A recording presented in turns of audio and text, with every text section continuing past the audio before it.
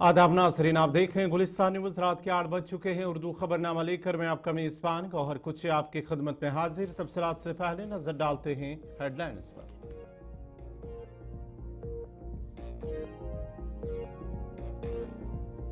Assembly speaker की मुख्तलिफ कमेटियों के चेयरपर्सन और चेयरमैन से कल होगी मीटिंग। 9 हाउस कमेटियों के सरबराहान से करेंगे मीटिंग। इंतजामी के आला अफसरान भी मीटिंग में रहेंगे मौजूद।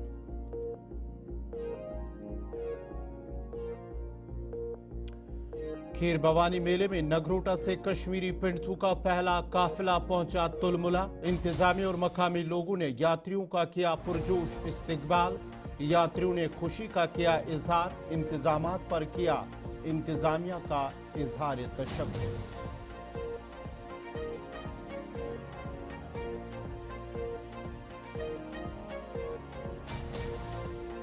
खरी रामबन में पत्थर की जद में आई एक गाड़ी, ड्राइवर की मौके पर ही हुई मौत। एक ही खानदान के 3 अफराद जख्मी। जख्मियों में बच्चा और खातून भी शामिल। सभी को अस्पताल किया गया दाखिल।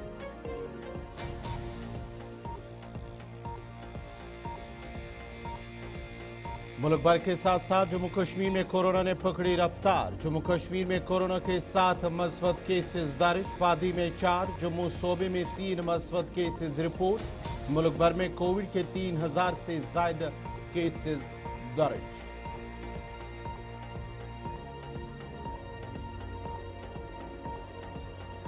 और सरहदों पर सीज फायर के बाद हालात बेहतर। किसान दान की काश में मसरूफ। भारत पाक सरहद के करीब सरगर्मियां दोबारा शुरू। हालिया कशीदगी से सरगर्मियां हुई थी मुतासर।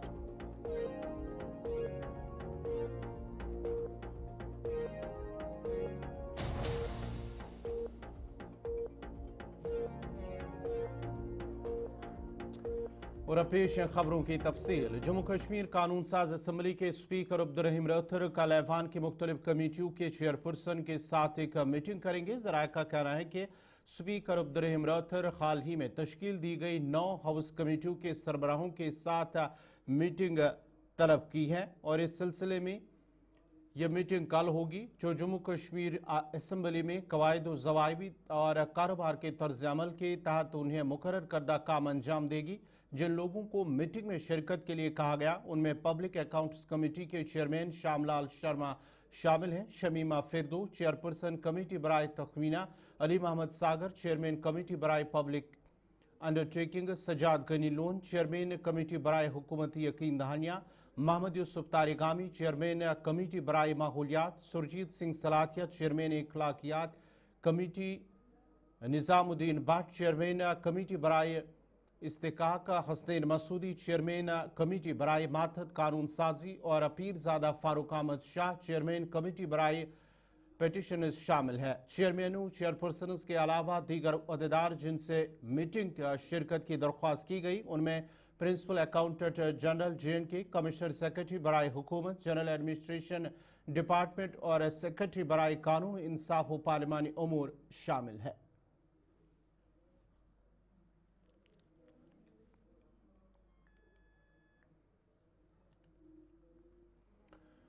सख्त सिक्योरिटी इंतजामात के दरमियान आज सुबह जम्मू से 60 बसों के काफिले में सैकड़ों यात्री, जिनमें ज्यादातर कश्मीरी पंडित वाद सफर खीर भवानी मेले तुलमुला में शिरकत करने के लिए वो तुलमुला पहुंच चुके हैं, जो इस बरादरी की सबसे बड़ी मजहबी तकरीबात में से एक है। खीर भवानी मेला 3 जून से शुरू होगा, जिनमें गांदरबल के तुलमुला, कुलगाम के मंजगाम और देवसरा अनंतनाग के लोकपुरी और कुपवारा के टिकर शामिल हैं। वादी और दीगर हिस्सों से ताल्लुक रखने वाले कश्मीरी पंडितों ने तुलमुला के खीर भवानी मंदिर में बड़ी तादाद में हाजिरी दी।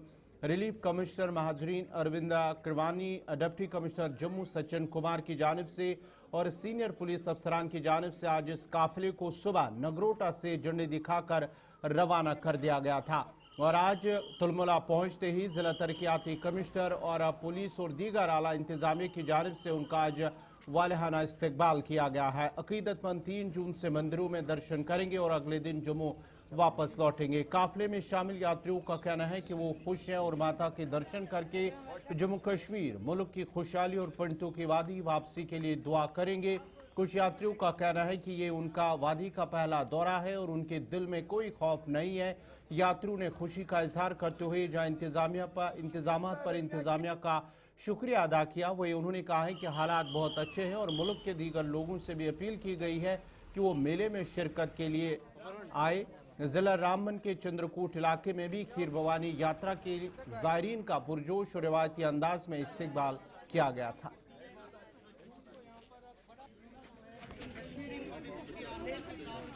तो इस बार भी एक भव्य लंगर जो है सेंट्रल यूनिवर्सिटी में, जितने भी यात्री चाहे वो बसों में आएंगे, चाहे वो जहाज में आएंगे, चाहे वो बाय रोड पर्सनल गाड़ियों में आएंगे, या जैसे भी लोकल लोग भी यहाँ अगर आते हैं, या हमारे जो पीएम पैकेज के जो बच्चे हैं कि वो भी इस यात्रा में काफी संख्या में लोग जो है यहाँ 3 तारीख को जो एक भव्य ज्येष्ठा भगवती का जो हम बर्थडे जो हम मनाते हैं, मैं कहता हूं कि थ्रू आउट इंडिया में अगर आप कहीं भी, अगर वर्ल्ड में भी आप कहीं जाओगे, कश्मीर की मेहमान नवाजी जो है ये आपको कहीं नजर नहीं आएगी। और इसका भरपूर इंतजार होता है कि जब माता खीर भवानी यात्रा ही नहीं, और कहीं सारे हमारे जब ईद होती है या हमारी शिवरात्रि होती है, या ऐसे साल में जितने भी बड़े त्योहार यात्रा वगैरह होती है, ये जैसे अमरनाथ जी की यात्रा होती है, या टूरिस्ट जो है आए दिन, मुझे लगता है कि उनका मुंह जो होता है वो मई महीने के साथ साथ नवंबर अक्टूबर तक यहाँ जो शांति का एक वातावरण जिस तरीके से बना हुआ था। और मैं तो समझता हूँ कि इसमें जो खलल अभी पीछे हमारे जो नरसिंहार जो हमारे पहलगाम बसरन में जो हुआ, तो उससे तो बहुत बड़ा धक्का तो लगा, या उससे तो हमें बहुत धक्का लगा। लेकिन आज इस मैसेज जो आज यात्रा को कंटिन्यू करने से यहाँ के एलजी एडमिनिस्ट्रेशन और जो लोकल लोग हैं गांधरबल के, उन्होंने ग्रैंड वेलकम यहाँ किया है। तो यहाँ पे सभी अरेंजमेंट्स किए गए हैं, चाहे रहने के, खाने के, सैनिटेशन के, सभी तरह के अरेंजमेंट्स यहाँ मुकम्मल हैं। टेंपल की अगर मैं बात करूँ, वहाँ पे भी हमने सारे अरेंजमेंट्स इन प्लेस हैं। चाहे वहाँ पे भी लंगर सेवा उपलब्ध है, एडमिनिस्ट्रेशन की तरफ से हेल्थ सेटअप भी हुआ है। एक टेम्प्रेरी हमने वहाँ बेड्स भी सेटअप किए in case of any emergencies.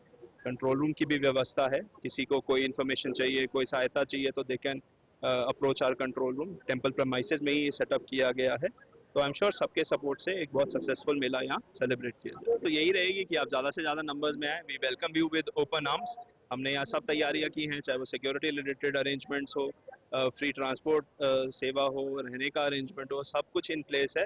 तो आई अपील कि लोग ज़्यादा से ज़्यादा नंबर्स में आएँ और हमें उनके हॉस्पिटैलिटी का एक मौका दें। We wish a very successful mela to everybody. लोगों को आना चाहिए, मतलब बहुत ज़्यादा मज़ा आता है।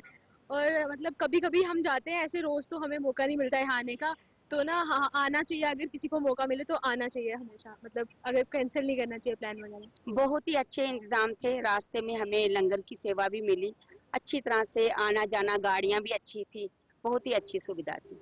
क्या कहना चाहते हो आप जम्मू वालों के लिए, दिल्ली वालों के लिए, मुंबई वालों के लिए आने के लिए? नहीं, देखिए माता के दर्शन करने वहाँ वो तो हर एक आ सकता है, उसके कोई मनाही नहीं है। ये तो माँ है, माँ से तो हम रूठ नहीं सकते हैं। माँ के दर्शन करने के लिए आए हैं तो माँ के दर्शन तो करने हैं। अच्छा, अभी आप कश्मीर पहुंचो, कैसा लग रहा है यहाँ पे? बहुत अच्छा लग रहा है, मैं तो यहीं की हूँ। अच्छा। हम तो, मेरा तो ससुराल पुलवामा में है। अच्छा, हम बाहर के नहीं हैं, हम टूरिस्ट नहीं हैं, हम कश्मीर के हैं। हम जम्मू से आए हैं। मैं पूछूंगा ना। जी, आपका नाम? बीना मेहरा। कहाँ से हो आप? हम जम्मू से। नाम संजय भट्ट है। मैं बॉर्न यहाँ से हूँ, 90s का बॉर्न है। 90s के बाद माइग्रेशन हुई तो मैं चले गया यहाँ से।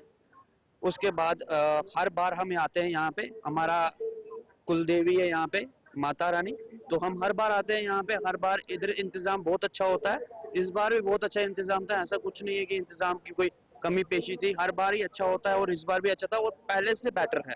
और दूसरी बात है कि अभी हम जिस चीज के लिए सपोर्टिंग कर रहे हैं कि हमको ये चीज नहीं करनी है या किसी चीज को हमने नहीं करना, कश्मीर के लिए हम नहीं जाएंगे या कुछ करेंगे, ऐसी कोई बात नहीं है।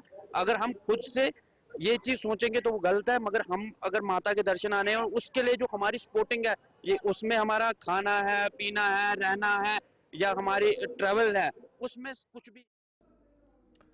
नाजरीन, खबरनामा जारी रहेगा, यहाँ पे छोटा सा तिजारती वक्फा। हुए खीर भवानी मेले के लिए इंतजामात का जायजा लिया। इस मौके पर उन्होंने मंदिर में हाजिरी दी और साथ ही साथ पूजा में भी हिस्सा लिया है और साथ ही साथ वहां पर इंतजामी की जानिब से इंतजामात का भी आज खुद जायजा लिया है। तो यहाँ मेला खीर भवानी है, तो इसमें कई सारे लोग जम्मू से भी आते हैं और यहाँ पर भी जो लोग जिनको माता खीर भवानी में श्रद्धा है वो भी यहाँ आते हैं। तो उसके इंतजाम देखने के लिए भी मैं यहाँ आया, तो यहाँ डीसी साहब से बात हुई। जम्मू कश्मीर पुलिस के सरबराह नलीन प्रभात ने भी तुलमुला गांधरबल का दौरा करते हुए खीर भवानी मंदिर में हाजिरी दी और पूजा पाठ में हिस्सा लिया, जबकि दौरे के दौरान उन्होंने सिक्योरिटी और दीगर इंतजाम का भी जायजा लिया।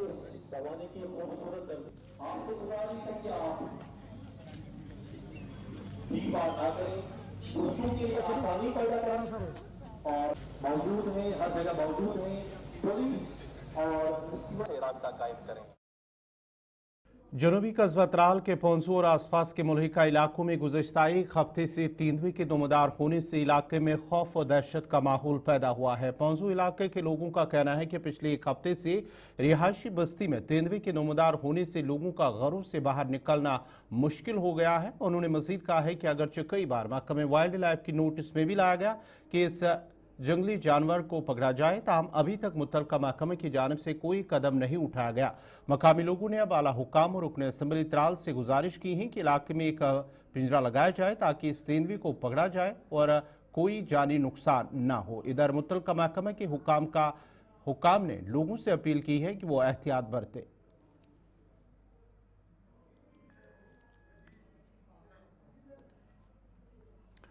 पाक भारत के दरमियान जंगबंदी के बाद लाइन ऑफ कंट्रोल के नजदीकी इलाकों में किसानों की जानिब से खेती बाड़ी का काम शुरू कर दिया गया है। पूंछ के सरहदी गांव खड़ी करमाड़ा में सीज फायर के बाद एक बार फिर जिंदगी की रौनकें लौट आई। मकामी लोगों में खुशी की लहर दौड़ गई क्योंकि वो एक बार फिर अपनी जमीनों में बिला खौफ खतरा काम कर रहे हैं। किसानों ने खुश दिली से धान की फसल लगाने का अमल शुरू कर दिया है। मकामी बाशिंदों ने गुलिस्तान न्यूज से बात करते हुए कहा है कि सरहदों पर अमन कायम रहना बहुत जरूरी है। काफ़ी दिन गोलाबारी यहाँ पे चली है और सबसे ज़्यादा जो फायर में हमारा एरिया ज़्यादा टारगेट रहता है। इस बार अच्छा रहा, अल्लाह का शुक्र है कि यहाँ पे कोई कैजुअल्टी नहीं हुई। तो मैक्सिमम पूरे जम्मू कश्मीर के अंदर सबसे ज़्यादा कैजुअल्टी भी हमारे गांव के अंदर होती थी। तो अभी जब से सीज फायर हुआ तो लोगों ने थोड़ी राहत की सांस ली, अपनी राहत की।